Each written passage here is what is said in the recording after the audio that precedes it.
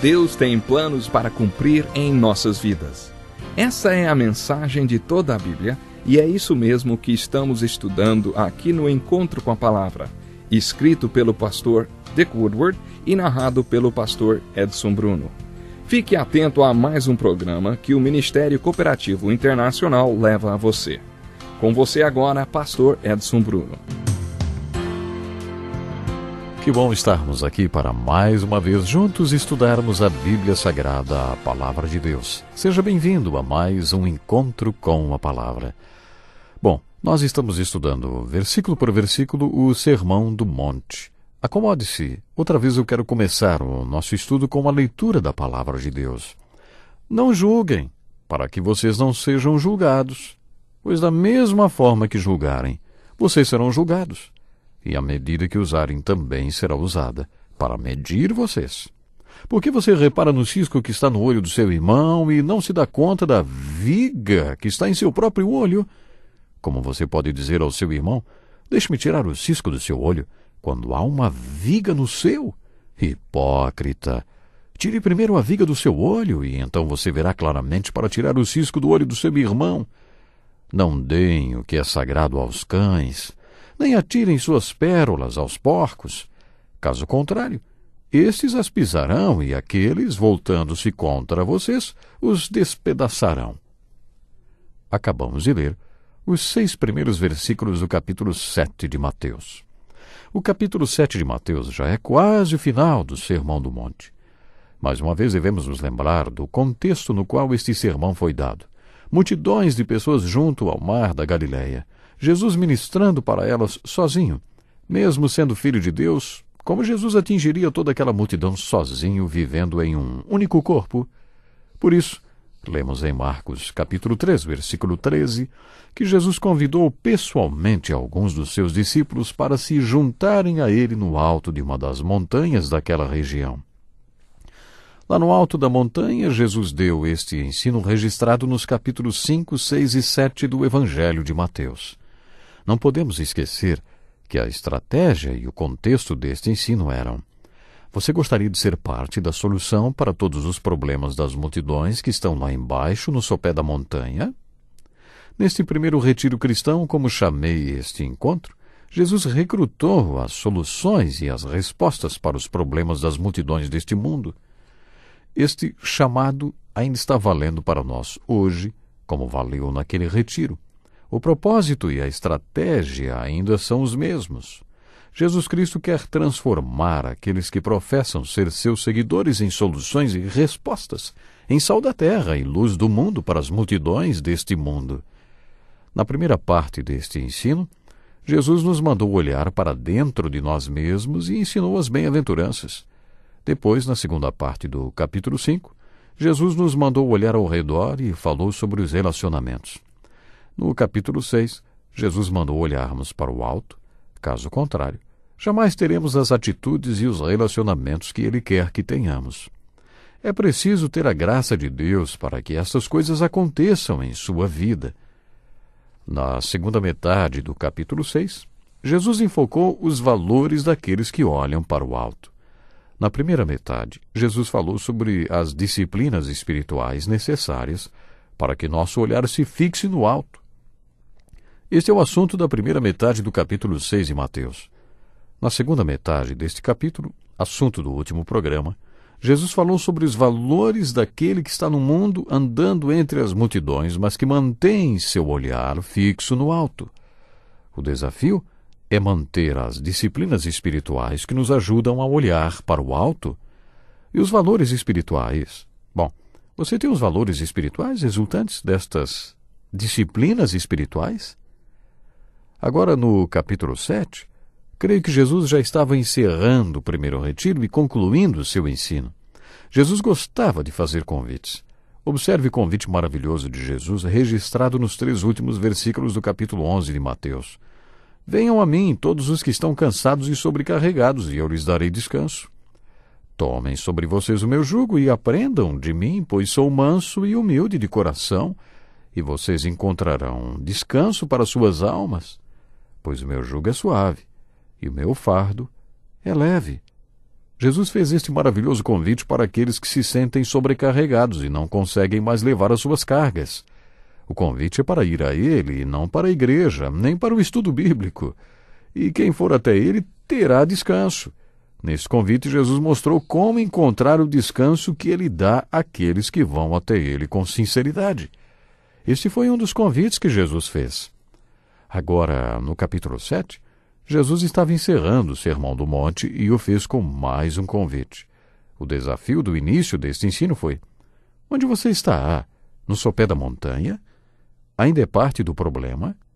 Ou você está no alto da montanha com Jesus sendo recrutado, treinado, disciplinado e discipulado para ser parte da resposta e solução dele?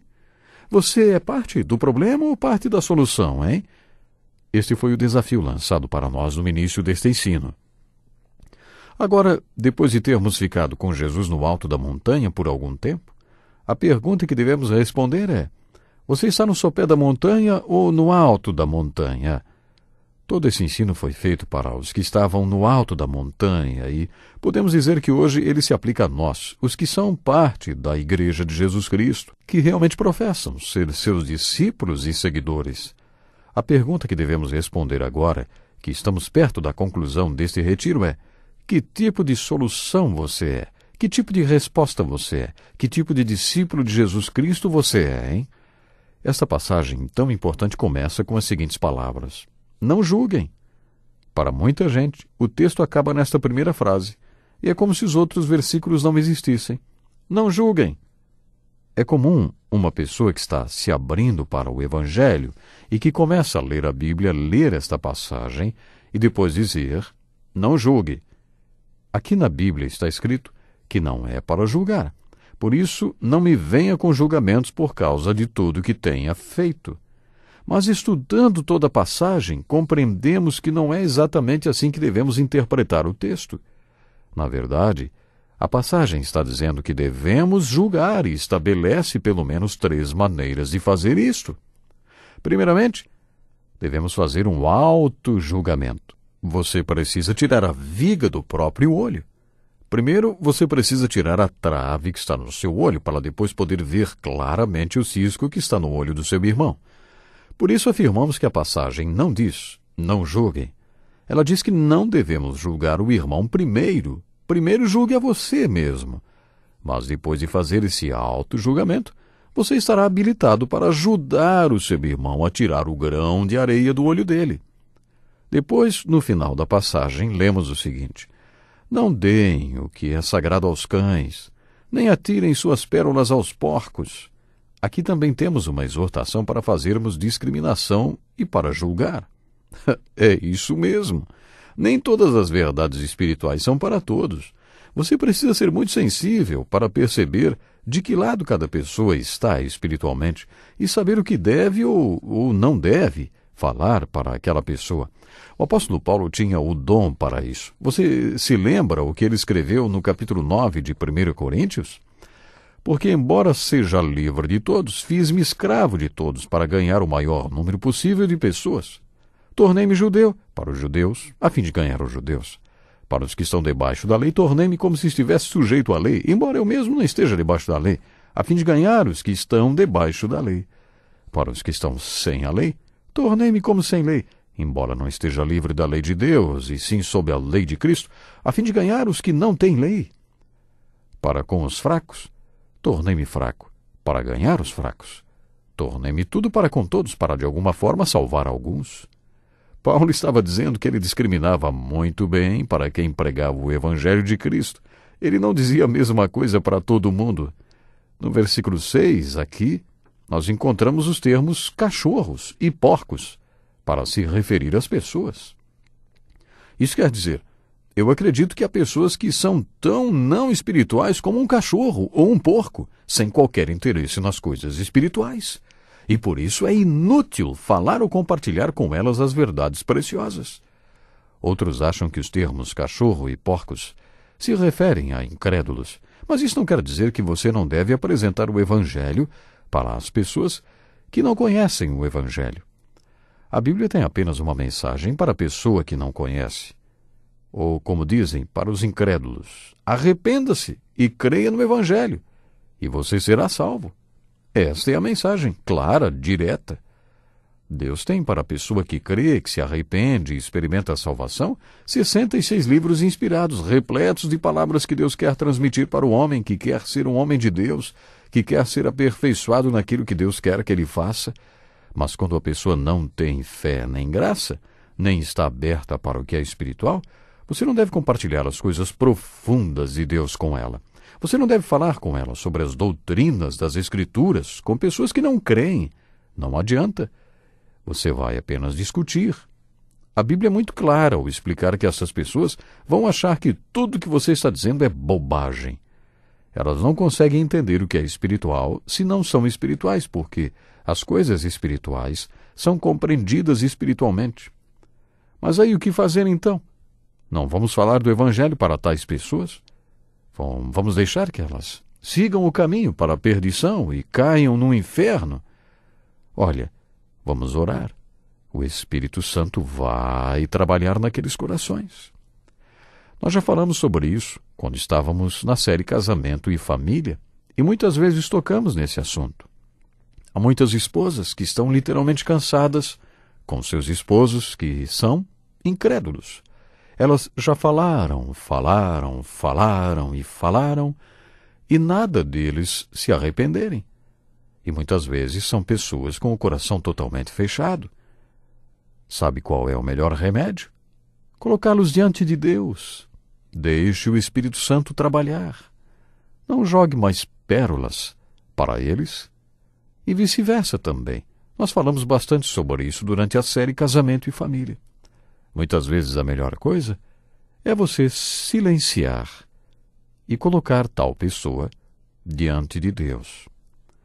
Paulo também fala sobre isso na sua primeira carta aos Coríntios, capítulo 2, e diz que apenas aqueles que têm o Espírito Santo podem compreender.